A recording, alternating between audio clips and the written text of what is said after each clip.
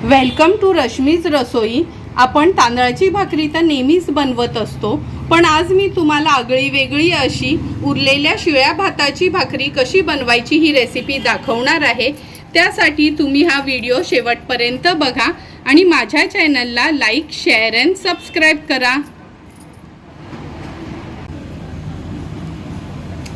उरलेल्या शिळ्या भाताची भाकरी बनवण्यासाठी आपण हे तांदळाचं पीठ घेतले।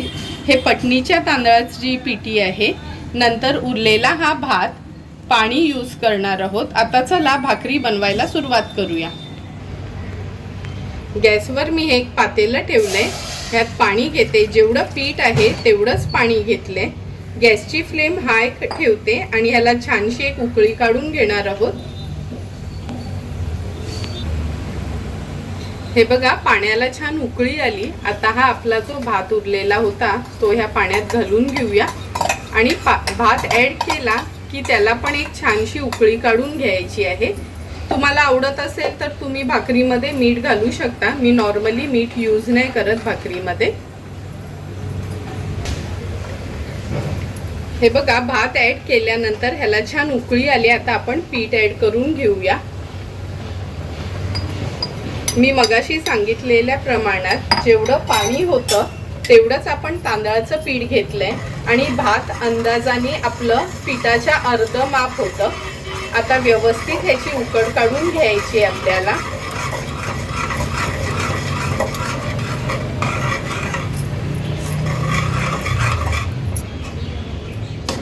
हे बघा, आपली छानशी उकड काढून झाली आहे। व्यवस्थित त्याला मिक्स करून घ्यायचं आहे। मी सांगितलं तेच प्रमाण यूज करा, म्हणजे जेवढं पाणी असेल तेवढं पीठ आणि त्याच्या हाफ प्रमाणात आपण उरलेला शिळा भात वापरू शकतो। आता हे पीठ मी एका परातीत काढून घेते आणि थोडं गार झालं म्हणजे आपला हाताला चटके लागणार नाही एवढं का ते मळून घ्यायचं आहे। हे बघा, हे सर्व पीठ मी ह्या परातीत काढून घेतले। आता थोडंसं वाफ जाऊ द्यायची आहे त्याची।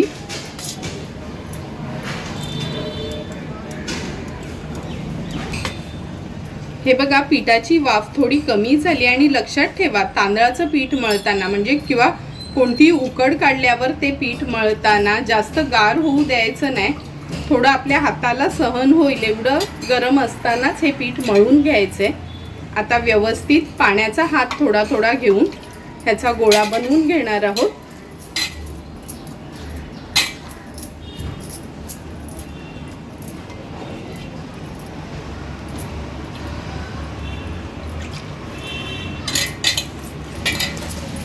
हे बघा, जसं आपण भाकरीला पीठ मळून घेतो ना एकदम सॉफ्ट असं, तसं कंटिन्यू असं पाण्याचा हात घ्यायचा उकड काढल्यावर आणि मग ते पीठ मळून मळून छान सॉफ्ट होईपर्यंत आपण हा गोळा तयार करून घेणार आहोत। हे बघा, हाफ पार्ट तर आपलं व्यवस्थित मळून झालंय, तुम्ही बघू शकता। आता थोडासा याला पाण्याचा हात लावून हा मळलेला गोळा एका बाजूला ठेवते मी आणि हा दुसरा पण पिठाचा गोळा राहिलेला असाच मळून घेते। हे बघा, उरलेलं पीठ पण आपलं मळून झालंय। आता लगेचच भाकरी बनवायला आपण सुरुवात करूया।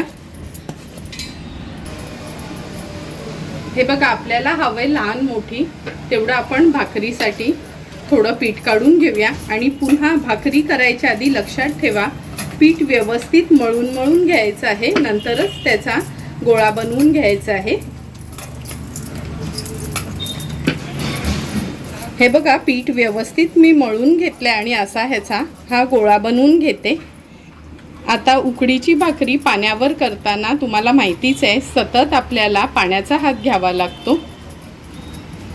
ह्याला थोडंसं मी असं हाताने पसरवून घेते, नंतर पोळीपाटाला पाणी लावते। तुम्ही परातीत पण ही भाकरी थापू शकता। नंतर हे बघा, हा जो मधला भाग आहे ना असा प्रेस करायचा आणि हाताने ही हळूहळू वळायची आहे आपल्याला। लक्षात ठेवा, अगदी अलगद हाताने ही भाकरी वळायची आहे। आणि तुम्ही नॉर्मल भाकरीचा व्हिडिओ देखील माझा बघितलाच असेल, जर तुम्हाला ही आमच्या अशा आगरी कोळी पद्धतीची ही पाण्यावरची भाकरी येत नसेल तर तुम्ही ह्याला लाटण्याने देखील लाटू शकता किंवा सुकं पीठ घेऊन त्याच्यावर देखील लाटून बनवू शकता।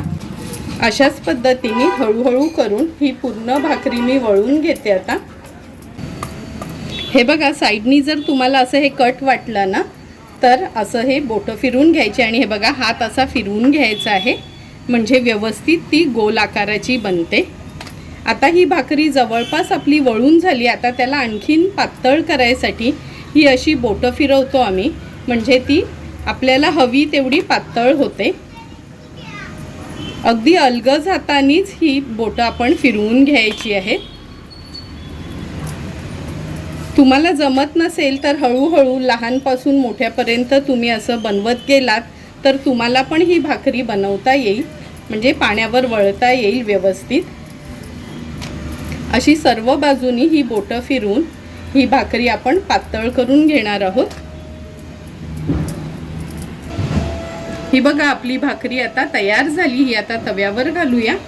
भाकरी वळेपर्यंत मी गॅसवर हा तवा गरम करत ठेवलेला। आता ही भाकरी तव्यात घालते आणि गॅसची फ्लेम लो करते। अर्धा मिनिट झालेला ही भाकरी आपण तव्यात घातलेली आणि गॅसची फ्लेम लो केलेली। आता गॅसची फ्लेम हाय करते मी आणि चारी बाजूनी हा अगदी नॉनस्टिकचा भाकरीचा तवा असल्यामुळे हे बघा, तव्याला आपण तेल पण नाही लावलं आणि इझिली ही भाकरी मोकळी झाली। आता ह्याला आपण पलटून घेणार आहोत। किती इझी वेनी ही भाकरी पलटली गेली आहे।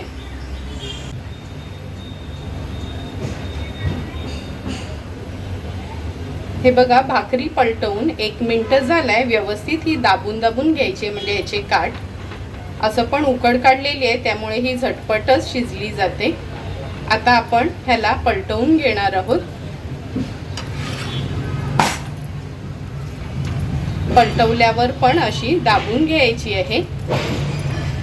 आणि एक गोष्ट लक्षात ठेवा, आपली जशी फक्त तांदळाच्या पिठाची भाकरी फुलते म्हणजे फुगते, तशी ही भाकरी जास्त फुगत नाही, कारण का ह्याच्यात भात असतो। तरी पण प्रयत्न करू शकता तुम्ही अशी वळायला। हे बघा, भाताची भाकरी असून पण किती सुंदर अशी ही आपली भाकरी फुगली आहे। आता ही भाकरी मी काढून घेते आणि अशाच पद्धतीने उरलेल्या सर्व भाकऱ्या आपण बनवून घेणार आहोत।